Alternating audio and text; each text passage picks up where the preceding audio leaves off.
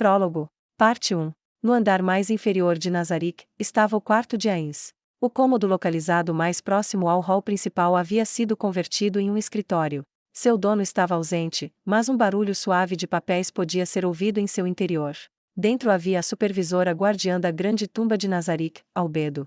Sentada em uma mesa muito menos extravagante do que a que Ains possuía, Albedo verificava vários documentos. Obviamente, Ains havia dado um escritório particular a Albedo. Ela recebeu um dos quartos vazios reservados primariamente para os membros da guilda, o qual originalmente ela usaria como quarto e escritório. No entanto, um dia, ela não pôde mais resistir aos seus sentimentos por Ains. Ela queria trabalhar na mesma sala de quem a governara. Embora hesitante no começo, Albedo se mostrou eloquente nos benefícios práticos e utilitários de trabalhar na mesma sala de seu mestre. Sua persistência gradualmente o desgastou e Ains finalmente concedeu sua permissão. Olhando para o assento vago no ambiente, Albedo abaixou a cabeça e fez beicinho. Atrás dela estava a empregada designada para o dia, não a designada para acompanhá-lo, que permaneceu em silêncio. Por isso, a expressão rara de Albedo ficou completamente imperceptível. Seu primeiro e único mestre estava atualmente cuidando de seus deveres, portanto, estava ausente da grande tumba de Nazarick.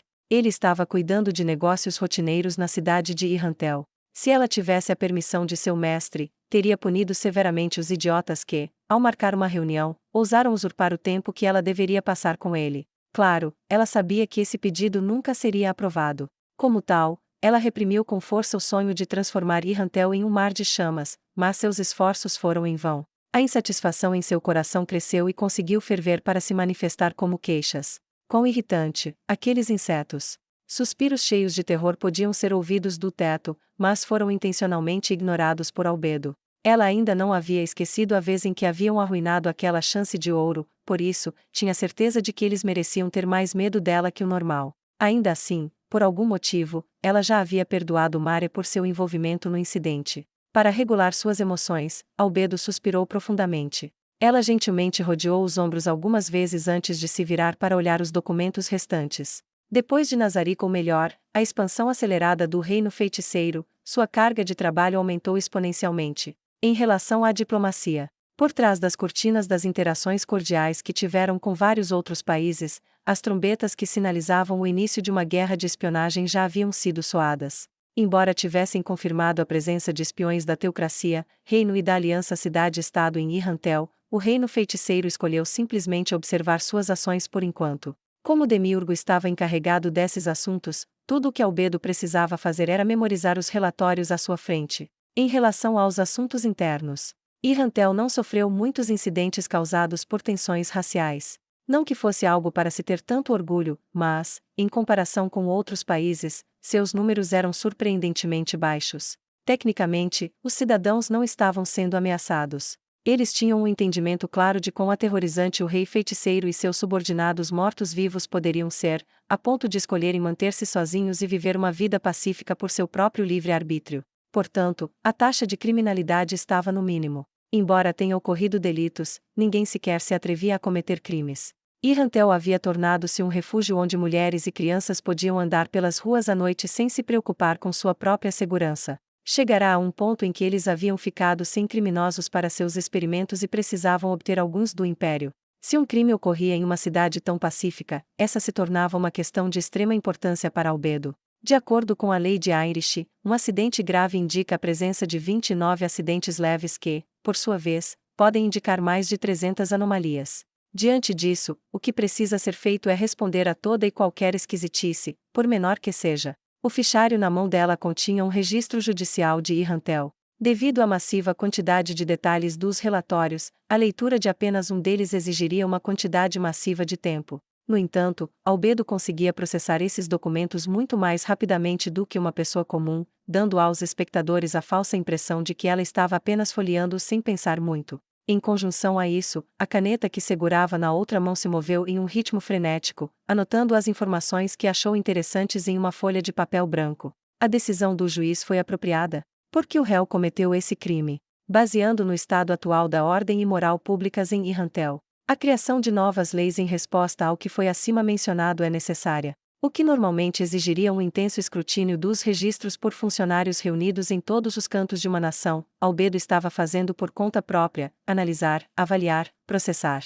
Para fazer isso, seria necessário um entendimento íntimo dos assuntos internos, conhecer os assuntos como a palma da mão, bem como um nível desumano de lucidez. Sua caneta parou de se mover assim que ela terminou de ler o relatório e começou o processo de transcrição das palavras-chave que anotara. Afinal, era algo que seu mestre estava prestes a ler, uma letra ilegível seria absolutamente inaceitável. Depois de passar mais tempo transcrevendo os detalhes, propostas e outros documentos mais importantes do que ela havia lido, finalmente estava pronto. Ao percorrer o documento completo de cima para baixo, os lábios de Albedo formaram um sorriso muito tênue. Isso não foi pelo fato de ter acabado de concluir outra tarefa, mas simplesmente por causa da gratificação que experimentou, sabendo que estava provando ser útil ao seu mestre. Ela colocou os documentos de volta na pasta e levantou-a delicadamente no ar, onde foi recebida pela empregada em espera, que posteriormente o colocou na mesa de seu mestre. Esta foi a quinta pasta concluída hoje. Uma expressão um pouco preocupada pôde ser vista em seu rosto, no mínimo, a situação que se encontrava não era a ideal. O reino feiticeiro, por de meios diretos e indiretos, expandiu enormemente seu território, causando-lhes problemas sem fim. Comparado com antes, o número de documentos que requeriam a atenção de seu mestre havia aumentado bastante. Um líder sendo forçado a ler montanhas de documentos denotavam graves falhas na organização. Como originalmente pretendido, seu superior só teria que ditar uma direção ou objetivo geral para os subordinados trabalharem. Assim sendo, seu único trabalho seria sentar-se no trono e observar o árduo trabalho de suas criações. O fato da realidade não corresponder às expectativas não foi culpa de seu mestre. Aqueles que poderiam corresponder às suas expectativas eram poucos e isolados, em outras palavras, aqueles com pouco talento. Como nomeada para gerenciar os assuntos internos e os recursos humanos de Nazarick, Albedo não pôde deixar de sentir vergonha de si mesma. Embora ela tivesse tomado medidas de precaução, o futuro permanece incerto. Incomodar meu mestre por essas trivialidades seria absolutamente ridículo, mas políticas de unidade racial, planos para julgar leis nacionais, políticas econômicas e muito mais devem ser determinados por ele. Se eu fizer todo o progresso nas tarefas atribuídas aos guardiões de Andar, acabaria desagradando a todos porque eles não poderão ver o Momonga-sama, não é? No momento, seu mestre lhe deu livre arbítrio sobre o reino e todos os assuntos, por mais importantes ou insignificantes que fossem. Ela também foi informada que, se fosse algo que ela aprovasse, então estaria tudo bem. Ainda assim, para evitar complicações desnecessárias, seria melhor deixar a palavra final de aprovação final para seu mestre. Afinal, até Albedo comete erros. Houve um momento em que ela estava prestes a enviar uma escória idiota e sua família à prisão congelada por uma afronta ao seu mestre, pelo menos na opinião dela, e perguntou se a condenação deveria ser por indignidade ou idiotice. Para sua grande surpresa, seu mestre se opôs ao castigo. Eu sempre soube que o Momonga-sama era misericordioso, mas ainda assim. Albedo fez beicinho.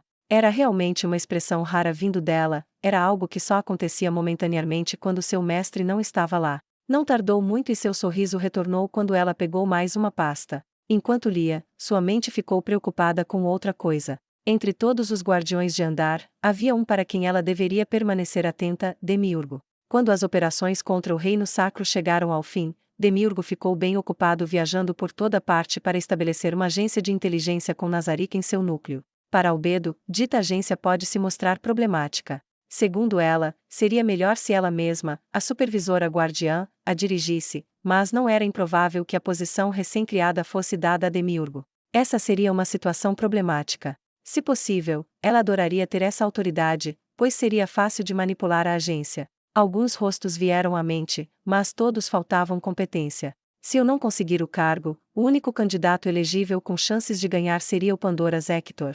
Será muito difícil combater toda a autoridade que o Demiurgo tem. Se isso acontecer, não será impossível que ele descubra as verdadeiras intenções de Albedo. Se for o caso, será um grande motivo de preocupação. Provavelmente é melhor não fazer nada precipitado por enquanto. Sua irmã mais velha podia ser uma escolha decente, mas não era uma aliada em que Albedo pudesse confiar incondicionalmente. Pois se ela descobrir as verdadeiras intenções de Albedo, é perfeitamente possível que se tornassem inimigas. Sua irmã mais nova, a entidade mais forte de Nazarick, provavelmente ficaria ao seu lado, mesmo que descobrisse o plano de Albedo. Entretanto, isso era apenas porque seu mestre havia ordenado que ela obedecesse aos comandos de Albedo. Que bagunça! ainda será insuficiente. Não, a mão de obra não era a única coisa que faltava. Havia também a questão dos fundos que a própria Albedo poderia gastar livremente. Nesse caso, o plano de seu mestre de expandir as operações fora de Nazarick havia funcionado a seu favor. A nova guilda dos aventureiros pode ser minha, tem as ações do Mare, a necessidade de estar em alerta com a Aura, subordinados do Cocytus, inteligência do Victim, o valor da rede de transporte da Chautiar, acumular fundo secreto da guilda mercantil, mão de obra, e também o Demiurgo e ainda aquela menina, o Albedo levou um mero momento para considerar os assuntos de múltiplas facetas, um feito que nenhuma pessoa comum poderia fazer. Após isso, suas sobrancelhas franziram levemente. Não vai funcionar. Eu devo permanecer cautelosa com o Demiurgo. A chegada daquela menina pode ser algo muito perigoso. Se eu não for cautelosa, ela pode se tornar uma oponente da qual eu terei que ter muito cuidado, mais ainda do que com o Demiurgo. Ela completou outra tarefa enquanto refletia sobre todos os tipos de estratégias e pegou a próxima pasta. Esta pasta continha quantidades limitadas de informações. Havia duas possibilidades, um problema a mais para resolver, ou foi preparada por alguém não acostumado à papelada, como Chautiar. Albedo olhou para a capa intitulada em relação aos problemas enfrentados pela equipe de apoio ao gerenciamento de grãos do Reino Sacro. Aparentemente, era o primeiro caso. Albedo não conseguia se lembrar de nada relativo a isso. Será que aconteceu alguma coisa? Albedo piscou algumas vezes enquanto lia, seus olhos se abrindo em círculos suaves. Ela leu novamente desde o início e, depois de confirmar que o conteúdo não continha metáforas ou falsidades, sua boca se abriu levemente, como se estivesse atordoada.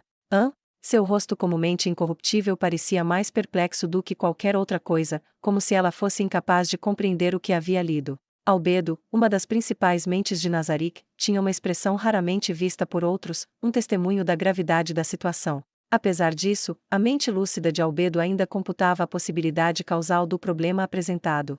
É muito mais provável que aquela garota tenha nos traído, mas ela aceitou uma oferta melhor de outra organização. Se bem me lembro, aquela oferta deveria ser impossível de superar.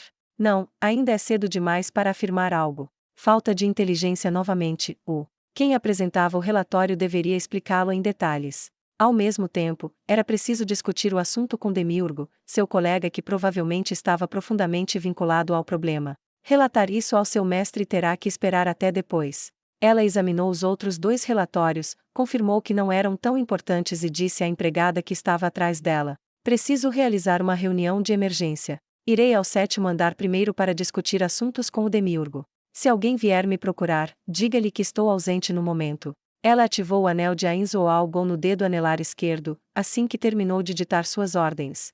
Como supervisora guardiã, ela tinha que manter em mente onde todos os guardiões de andar estavam o tempo todo. Demiurgo acabará de terminar seu trabalho no Reino Sacro. Para preparar planos eficazes contra a aliança cidade-estado, a teocracia slane e conselho estadual, ele deveria ter retornado à sua residência no 7º andar. Se Demiurgo não estivesse lá, ela teria que encontrar em Toma e pedir para que ela usasse mensagem ou pedir que sua irmã mais velha investigasse o paradeiro dele. Com isso em mente, Albedo iniciou o teletransporte.